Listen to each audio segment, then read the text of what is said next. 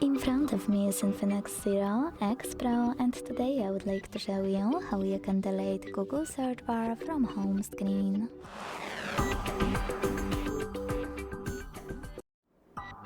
Begin by holding your search bar and waiting for the pop-up to show up. When it does, select Remove and wait. As you can see, my search bar was successfully deleted. To restore it, pinch your device's display, hit widgets at the bottom, find Google One over here, click on it, then select search bar, hold it, drag it to the proper place, and when you're ready, just let go. Then hit home button. Thanks so much for watching. If you enjoyed this video, leave a like, comment and subscribe. Bye!